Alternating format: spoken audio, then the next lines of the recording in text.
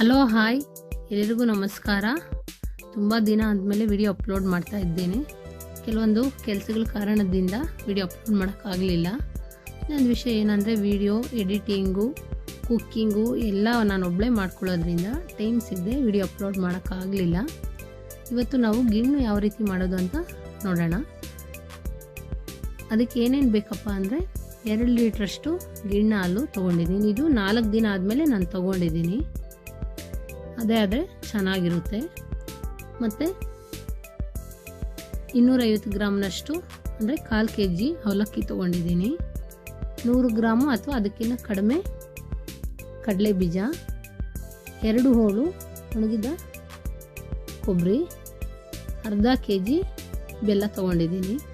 ಮತ್ತು ಒಂದು 3 ಇಂಚಷ್ಟು ಶುಂಠಿ, ಜಾಕಾಯಿ ಸ್ವಲ್ಪ, ಏಲಕ್ಕಿ ನಿಮ್ಗೆ ಎಷ್ಟು ಬೇಕೋ ಅಷ್ಟು ಹಾಕ್ಕೊಳ್ಳಿ. ಮತ್ತು ಕಡಲೆಪಪ್ಪು ಅದು ಅಷ್ಟೇ 100 ಗ್ರಾಮ್ ತೊಗೊಳ್ಳಿ. ಮತ್ತು 10 ರಿಂದ 15 ಕರಿಮೆಣಸನ್ನು ತೊಗೊಂಡಿದ್ದೀನಿ. ಇದಿಷ್ಟು ಗಿಣ್ಣು ಮಾಡೋಕ್ಕೆ ಬೇಕಾಗಿರೋಂಥ ಪದಾರ್ಥಗಳು. ಮೊದಲಿಗೆ ಕೊಬ್ಬರಿನ ಸಣ್ಣ ನೋಡಿ ಈ ಥರ ಸಣ್ಣ ಹೋಲಿರೋಂಥ ಕಡೆ ಕೊಬ್ಬರಿನ ತುರ್ದ್ಕೊಳ್ಬಿಡೋಣ. ಇನ್ನು ಒಂದೊಂದು ಪ್ರಾಂತ್ಯಗಳಲ್ಲಿ ಒಂದೊಂದು ಥರ ಮಾಡ್ತಾರೆ. ನಮ್ಮ ಕಡೆ ಒಂದು 2-3 ಥರ ಮಾಡ್ತಾರೆ.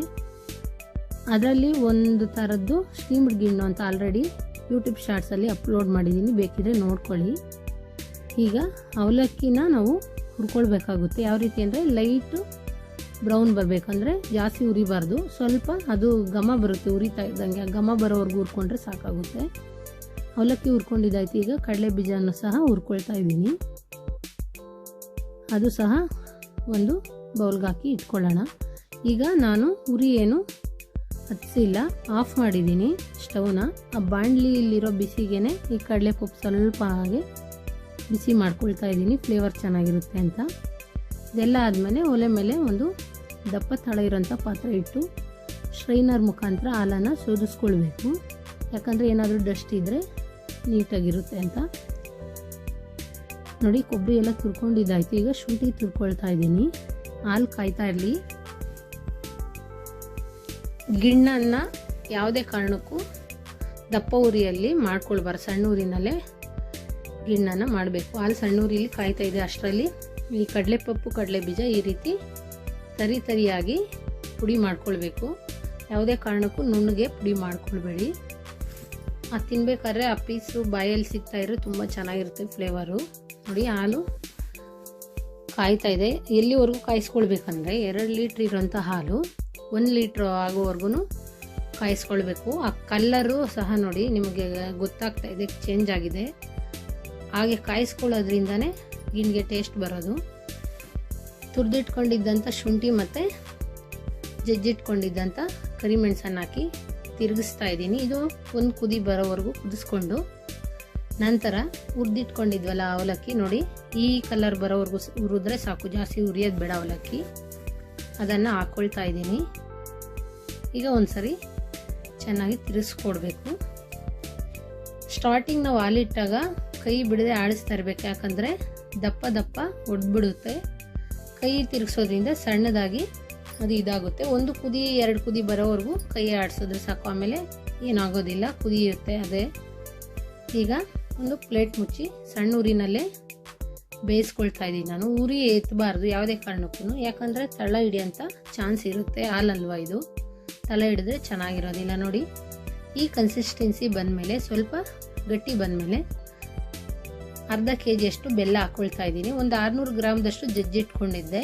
ಅಕಸ್ಮಾತ್ ಸಿಹಿ ಸಾಕಾಗಲಿಲ್ಲ ಅಂದರೆ ಆ್ಯಡ್ ಮಾಡ್ಕೊಳ್ಬೋದು. ನೋಡಿ ಬೆಲ್ಲ ಹಾಕಿ ಚೆನ್ನಾಗಿ ಕಲಿಸ್ತಾ ಇದ್ದೀನಿ. ಬೆಲ್ಲ ಹಾಕಿದ್ಮೇಲೆ ಸ್ವಲ್ಪ ನೀರಾಗುತ್ತೆ, ಭಯ ಪಡೋದೇನು ಬೇಡ. ಇನ್ನು ಉಳಿದಿರೋ ಅಂಥ ಐಟಮ್ ಎಲ್ಲ ಹಾಕಿದ್ಮೇಲೆ ಅದು ಗಿಣ್ಣು ಆರ್ತಾ ಗಟ್ಟಿ ಬರುತ್ತೆ. ಒಂದು ಸ್ವಲ್ಪ ಟೇಸ್ಟ್ ನೋಡ್ಕೊಳ್ಳಿ. ಬೆಲ್ಲ ಕರಗಿದ್ಮೇಲೆ ಸಾಕಾಗಲಿಲ್ಲ ಅಂದರೆ ನಿಮ್ಮ ಟೇಸ್ಟಿಗೆ ತಕ್ಕಂತೆ ನೀವು ಹೆಚ್ಚು ಕಡಿಮೆ ಮಾಡ್ಕೊಳ್ಬೋದು. ಬೆಲ್ಲ ನನಗೆ ಕಡಿಮೆ ಅನಿಸು ಸ್ವಲ್ಪ ಹಾಕ್ಕೊಂಡಿದ್ದೀನಿ. ಹೆಚ್ಚು ಕಮ್ಮಿ ಹೇಳ್ಬೇಕಂದ್ರೆ ಗಿಣ್ಣಿಗೆ ಸ್ವಲ್ಪ ಬೆಲ್ಲ ಜಾಸ್ತಿನೇ ಬೇಕಾಗುತ್ತೆ, ಅದು ಹುಳಿ ಅಂಶ ಇರೋದ್ರಿಂದ. ಅದು ಸಣ್ಣ ಊರಿನಲ್ಲಿ ಬೇಯ್ತಾ ಇದೆ. ಅಷ್ಟರಲ್ಲಿ ಏಲಕ್ಕಿನ ಜಜ್ಕೊಳ್ಳೋಣ. ಏಲಕ್ಕಿ ಯಾವತ್ತೂ ಫ್ರೆಶ್ ಆಗಿ ಆಗಿದ್ದಾಗಲೇ ಜಜ್ಜಿ ಹಾಕ್ಕೊಳ್ಬೇಕು. ನೋಡಿ ಬೆಲ್ಲ ಎಲ್ಲ ಕರಗಿದೆ, ಇವಾಗ ಫುಲ್ ನೀರಾಗಿದೆ. ಅದಕ್ಕೆ ಏನು ಭಯ ಪಡೋದು ಬೇಕಿಲ್ಲ. ನೀವೇ ನೋಡಿ ಗೊತ್ತಾಗುತ್ತೆ ನಿಮಗೆ ಆಮೇಲೆ ಏನಾಗುತ್ತೆ ಅಂತ. ನೋಡಿ ಈ ರೀತಿ ತರ್ತರಿಯಾಗಿ ಪುಡಿ ಮಾಡಿದಂಥ ಕಡಲೆಪಪ್ಪು ಕಡಲೆ ಬೀಜನ ಈಗ ಸೇರಿಸ್ಕೊಳ್ತಾ ಇದ್ದೀನಿ. ಈ ಗಿಣ್ಣು ಒಮ್ಮೆ ಮಾಡಿ ತಿಂದು ನೋಡಿ, ಖಂಡಿತ ಈ ಗಿಣ್ಣಿಗೆ ಫ್ಯಾನ್ ಆಗೋದಂತೂ ಗ್ಯಾರಂಟಿ. ಅಷ್ಟು ಚೆನ್ನಾಗಿರುತ್ತೆ. ನಾನೇನು ಸುಮ್ಮನೆ ಹೇಳ್ತಾ ಇರೋದಲ್ಲ, ನಾನು ಹೇಳಿದ ಪ್ರೊಸೀಜರು ಮತ್ತು ನಾನು ಹೇಳಿದ ರೀತಿಯಲ್ಲಿ ಮಾಡಿ, ತುಂಬ ಚೆನ್ನಾಗಿರುತ್ತೆ. ಈ ಪುಡಿ ಹಾಕಿದ್ಮೇಲೆ ಒಂದ್ಸರಿ ಚೆನ್ನಾಗಿ ಮಿಕ್ಸ್ ಮಾಡ್ಕೊಳ್ಳಿ. ನಂತರ ತುರ್ದಿಟ್ಕೊಂಡಿದ್ವಲ್ಲ ಕೊಬ್ಬರಿ ಹಾಕ್ಕೊಳ್ತಾ ಇದ್ದೀವಿ. ನೀವು ಕಡಲೆಪಪ್ಪು ಕಡಲೆ ಬೀಜ ಸ್ಕಿಪ್ ಮಾಡಿ ಒಣ ಕೊಬ್ಬರಿ ಸಹ ಹಾಕ್ಕೊಂಡು ಮಾಡ್ಬೋದು, ಅದು ತುಂಬ ಚೆನ್ನಾಗಿರುತ್ತೆ. ಒಣ ಕೊಬ್ಬರಿ ಹಾಕಿದ ನಂತರ ಈ ರೀತಿ ಚೆನ್ನಾಗಿ ಮಿಕ್ಸ್ ಮಾಡೋಣ. ಇನ್ನೊಂದು ವಿಷಯ ಏನಂದರೆ, ನಾನು ಸಣ್ಣ ಊರಿನಲ್ಲಿಟ್ಟು ಇದೆಲ್ಲ ಪ್ರೋಸೆಸ್ ಮಾಡ್ತಾ ಇದ್ದೀನಿ. ನಮ್ಮ ಕಡೆ ಈ ಥರ ಗಿಣ್ಣನ್ನು ದೋಸೆ ಮತ್ತು ಚಪಾತಿ ಜೊತೆಗೆ ಮಾಡೋದು ಜಾಸ್ತಿ. ಹಾಗೇನು ತಿನ್ಬೋದು, ದೋಸೆಗೆ ಕಾಂಬಿನೇಷನ್ ಇದು ನಮ್ಮ ಕಡೆ. ನಿಮ್ಮ ಕಡೆ ಯಾವ ರೀತಿ ಮಾಡ್ತೀರಾ ಅಂತ ಕಮೆಂಟ್ ಮಾಡಿ. ನೋಡಿ ಈಗ ಜಾಕಾಯನ್ನು ಸ್ವಲ್ಪ ತುರಿದು ಹಾಕ್ಕೊಳ್ತಾ ಇದ್ದೀನಿ. ಕೆಲವೊಂದು ಸಿಹಿಗಳಿಗೆಲ್ಲ ಈ ಜಾಕಾಯಿ ಹಾಕೋದ್ರಿಂದ ಒಳ್ಳೆ ಫ್ಲೇವರು ಟೇಸ್ಟು ಕೊಡುತ್ತೆ. ಒಂದು ಸ್ವಲ್ಪ ಹಾಕ್ಕೊಂಡಿದ್ದೀನಿ. ಒಂದೆರಡು ಚಿಟಿಕೆ ಅಳತೆ ಇಲ್ಲಿ ಹೇಳ್ಬೇಕಂದ್ರೆ ಒಂದೆರಡು ಚಿಟಿಕೆ ಹಾಕ್ಕೊಳ್ಳಿ. ಮತ್ತು ಕುಟ್ಟಿ ಪುಡಿ ಮಾಡಿದಂಥ ಏಲಕ್ಕಿ ಪುಡಿನ ಹಾಕ್ಕೊಳ್ತಾ ಇದ್ದೀನಿ. ಒಂದ್ಸರಿ ಇದನ್ನೆಲ್ಲ ಮಿಕ್ಸ್ ಮಾಡ್ಕೊಳ್ಳೋಣ. ನಮ್ಮ ಕಡೆ ಸಾಮಾನ್ಯವಾಗಿ ಗಿಣ್ಣು ರಾತ್ರಿ ಟೈಮಲ್ಲೇ ಮಾಡ್ತೀವಿ, ಯಾಕಂದರೆ ಗಿಣ್ಣು ಬಿಸಿ ಇರೋದಕ್ಕಿಂತ ತಣ್ಣಗಾದ್ಮೇಲೆ ಟೇಸ್ಟ್ ಜಾಸ್ತಿ ಅಂತ. ನಿಮ್ಮ ಕಡೆ ಯಾವ ರೀತಿ ಮಾಡ್ತೀರಾ ಅಂತ ಕಮೆಂಟ್ ಮಾಡಿ ತಿಳಿಸಿ. ನಾನು ಪೀಸಸ್ ಥರ ಸಹ ಕಟ್ ಮಾಡ್ತಾ ಇದ್ದೀನಿ ಗಿಣ್ಣನ್ನು. ಈ ರೀತಿ ಒಂದು ಪ್ಲೇಟ್ಗೆ ತುಪ್ಪ ಸವರ್ದೇನು ಸಹ ಹಾಕ್ಕೊಳ್ಬೋದು, ಏನು ತೊಂದರೆ ಇಲ್ಲ. ಮಾಡಿದಾಗಲೇ ಒಂದು ಪ್ಲೇಟ್ಗೆ ಹಾಕ್ತಾ ಇದ್ದೀನಿ. ಈ ರೀತಿ ಪೀಸಸ್ ಮಾಡಿಟ್ರೆ ಒಂದು 5-6 ದಿನ ಕೆಡೋದಿಲ್ಲ ಗಿಣ್ಣು, ಯಾಕಂದರೆ ಹಾಲಿನ ಉತ್ಪನ್ನಗಳು ಬೇಗ ಹಾಳಾಗ್ಬಿಡುತ್ತೆ. ಈ ರೀತಿ ಮಾಡಿಕೊಂಡ್ರೆ ಒಂದು 4-5 ದಿನ ಕೆಡೋದಿಲ್ಲ. ಮಾಮೂಲಿಯಾಗಿ ಹಾಗೇನು ತಿನ್ಬೋದು, ಅದು ಒಂದು 3 ದಿನ ಇರುತ್ತೆ, ಕೆಡೋದಿಲ್ಲ. ಇನ್ನು ಕೆಲವೊಂದು 2 ದಿನಕ್ಕೆ ಹಾಳಾಗುತ್ತೆ, ಯಾಕಂದರೆ ಹಾಲನ್ನು ಚೆನ್ನಾಗಿ ಕುದಿಸ್ಕೊಳ್ಬೇಕು. ಏನು ಹೇಳಿದ್ನಲ್ಲ, 2 ಲೀಟ್ರ್ ಇರೋದು 1 ಲೀಟ್ರ್ ಆಗಬೇಕು. ಆ ರೀತಿ ಅರ್ಧದಷ್ಟು ಕಡಿಮೆ ಆಗೋವರೆಗೂ ಇಂಗಿಸ್ಕೊಳ್ಬೇಕು ಹಾಲನ್ನ. ನೋಡಿ ಡ್ರೈ ಫ್ರೂಟ್ಸಿಂದ ಗಾರ್ನಿಷ್ ಮಾಡ್ಕೊಳ್ತಾ ಇದ್ದೀನಿ. ಈ ರೀತಿ ಗಾರ್ನಿಷ್ ಮಾಡ್ಕೊಂಡ್ಮೇಲೆ ನೋಡಿ ಪೀಸಸ್ ಈ ರೀತಿ ಬರುತ್ತೆ. ತುಂಬ ಅಂದರೆ ತುಂಬ ಚೆನ್ನಾಗಿರುತ್ತೆ ಗಿಣ್ಣು. ನನಗಂತೂ ತುಂಬ ಇಷ್ಟ. ನಾನು ಒಂದು 4 ದಿವಸ ಆದರೂ ತಿಂತೀನಿ ಮಾಡಿದಾಗ ಗಿಣ್ಣು ಅಲ್ಲಿ ಯಾವಾಗ ಸಿಗೋದಿಲ್ಲ ಅಲ್ಲ, ಸಿಕ್ಕಾಗ ಈ ರೀತಿ ಮಾಡ್ಕೊಳ್ಳಿ. ಫ್ರಿಜ್ಜಲ್ಲಿ ಇಟ್ಕೊಂಡ್ರೆ 1 ವಾರ 15 ದಿವಸದವರೆಗೂ ಇಟ್ಕೊಳ್ಬೋದು.